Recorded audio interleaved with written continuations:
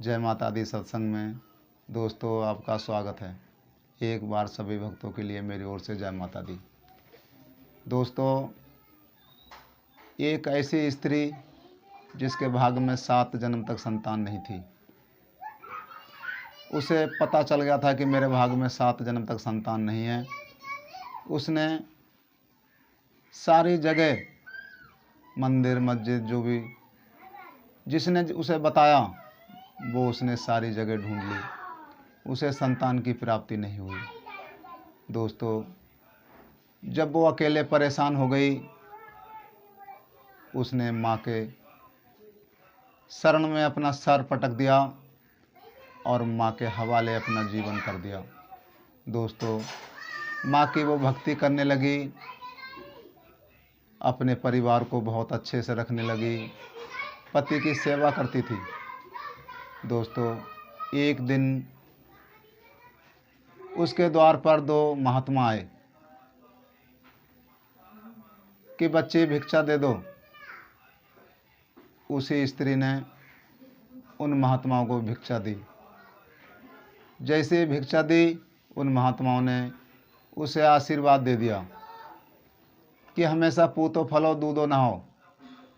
इसी बात पर वो स्त्री अपने मन को थोड़ा करते हुए रोने लगी। महात्माओं ने कहा कि ऐसा क्यों, हमने तुम्हें आशीर्वाद दिया और तुम रो क्यों रही हो। उन्होंने कहा कि महात्माओं, मेरे तो 7 जन्म तक संतान नहीं होगी। आज तक मुझे जिसने बताया वो ऐसे ही बताया है कि तेरे 7 जन्म तक संतान नहीं है। उसके कर्म से, उसके व्यवहार से महात्मा बहुत प्रसन्न थे। उन्होंने कहा कि ऐसा नहीं हो सकता कि संतान, तुम इतनी सेवा करती हो, इतनी भक्ति करती हो, और फिर तुम्हारे संतान क्यों नहीं होगी। दोस्तों, उसी समय उन महात्माओं ने भगवान में ध्यान लगा दिया। उन्होंने वहीं जोली डंडा अपना जो था वहीं छोड़ा और अपनी आत्मा को निकाला और भगवान के द्वार पर पहुंच गए, जहां माँ अपने सिंहासन पर विराजमान थी। उन्होंने कहा कि माँ, कि तेरे पृथ्वी लोक पर एक स्त्री है जो बहुत तप करती है, बहुत सम्मान करती है, और उसके संतान नहीं है। उसे माँ संतान दे दो। माँ ने जो था कर्म का लेखा जोखा उन महात्माओं के आगे रख दिया। जब वो लेखा जोखा उनके आगे रख दिया, उन्होंने देखा तो उस स्त्री के भाग में 7 जन्म तक संतान नहीं थी।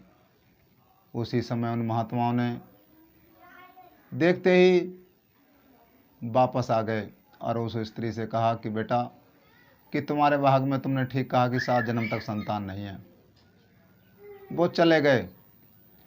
कुछ समय के बाद एक पति पत्नी उसके द्वार पर आ गए। उन पति पत्नी ने भिक्षा का सवाल रखा और उसी स्त्री ने उन्हें भिक्षा दे दी। फिर वही हुआ, उन्होंने आशीर्वाद दिया कि हमेशा पूतो फलो दूधो ना हो। वो स्त्री फिर रोने लगी कि आप ऐसा आशीर्वाद दे रहे हो जो मेरे भाग में 7 जन्म तक संतान नहीं है। उन दोनों पति पत्नी जो महात्मा थे, उन्होंने कहा कि ऐसा नहीं हो सकता कि तुम्हारे संतान होगी, ऐसा नहीं होगा। उन्होंने वहीं पर अपना झोली डंडा रखा और अपनी अंतरात्मा को निकाला और माँ के पास पहुँच गए। माँ से कहा कि माँ, तेरी एक सेवक है, उसके संतान नहीं है, और वो यूँ रोती है कि मेरे भाग में 7 जन्म तक संतान नहीं है, तो ऐसा क्यों। माता रानी ने वही रजिस्टर जो था उन दोनों के आगे रख दिया कि इसमें देख लो। जब देखा तो 7 जन्म तक संतान नहीं थी। दोस्तों, उन दोनों पति पत्नी जो महान आत्मा थी, उन्होंने उस रजिस्टर में से कलम से लिख दिया जो 7 जन्म तक संतान ना होने का लिखा था, उसे काट कर उन्होंने लिख दिया कि इसके संतान होगी। दोस्तों, जब उन्होंने काट दिया, माँ ने कुछ भी नहीं कहा उनसे और वो वापस आ गए। उन्होंने कहा कि बेटा, कि आज हम कह रहे हैं कि तेरे संतान होगी तो होगी, और वो आशीर्वाद देकर चले गए। कुछ समय के बाद जो पहले 2 महापुरुष आए थे वही द्वार पर फिर आते हैं, तो उस द्वार पर एक बच्चा खेल रहा था। उन्होंने देखा कि अरे, कि ये बच्चा किसका है? कि अरे, ये बच्चा गुरुजी उन्हीं का ही है कि जिनके भाग में 7 जन्म तक संतान नहीं थी। उन्हें बहुत अचंभा लगा। उन्होंने कहा कि ऐसा नहीं हो सकता कि भगवान ने हमसे झूठ क्यों बोला है। हमसे कह दिया कि 7 जन्म तक संतान नहीं है और इसे संतान दे दी। उन्होंने पल की देर नहीं करी, तुरंत ही अपनी अंदर आत्मा को निकाला और माँ के दरबार में पहुँच गए। माँ से कहा कि माँ, कि तुमने हमसे छल कर दिया। कि कैसा छल? कि तुमने हमसे कहा था कि इनके 7 जन्म तक संतान नहीं होगी और उसके संतान कैसे हो गई? उन्होंने कहा कि बेटा,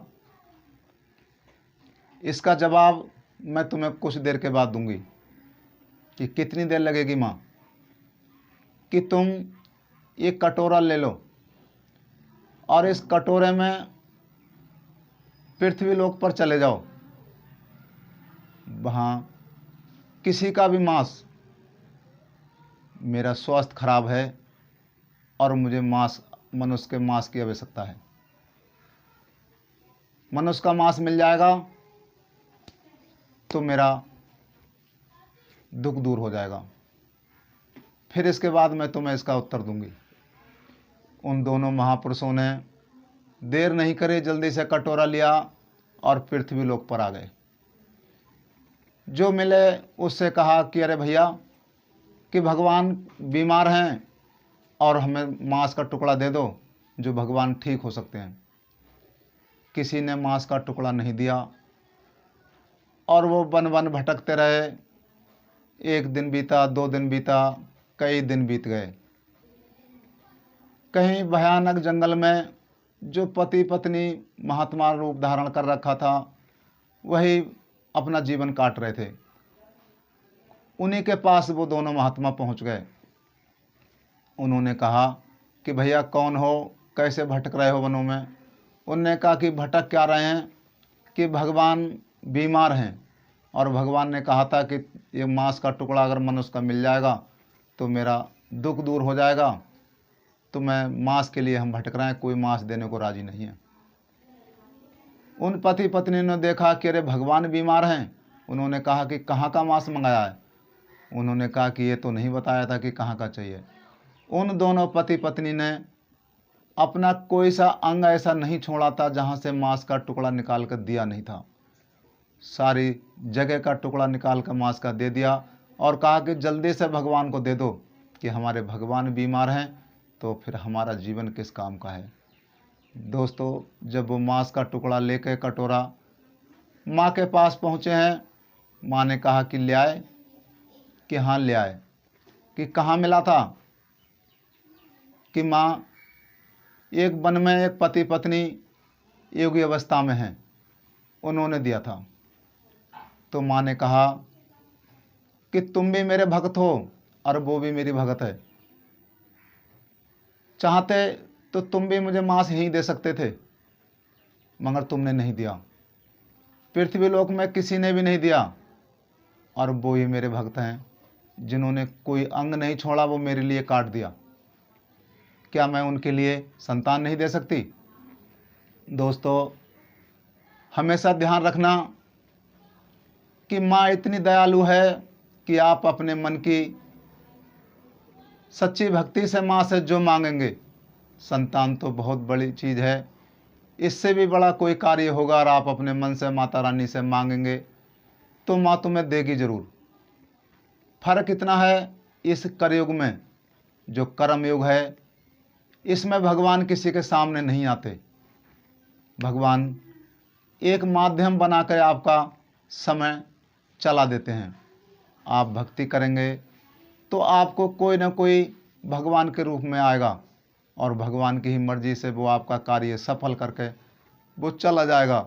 समझ लो वो भगवान ही है, भगवान की ही कृपा है वो, क्योंकि भगवान इस कर्म युग में नहीं आ सकते।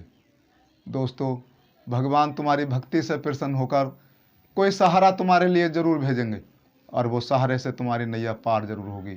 दोस्तों, कभी मन को थोड़ा मत रखो, भगवान के पास चले जाओ, भगवान से मांगो। एक दिन भगवान के यहाँ देर है, अंधेर नहीं है। तो मैं सब दोस्तों से कहना चाहता हूँ कि मन को कभी थोड़ा ना करो, भगवान के यहाँ पर देर है, अंधेर नहीं है। सब्र करो, भगवान आपकी हर मनोकामना पूरी करेंगे, ये मैं आपको वचन देता हूँ। आप सच्चे मन से जो भगवान से मांगेंगे तो आपको ज़रूर मिलेगा। दोस्तों, मेरे वचन आपको सत्य लगते हों तो कमेंट में एक बार जय माता दी ज़रूर लिख देना।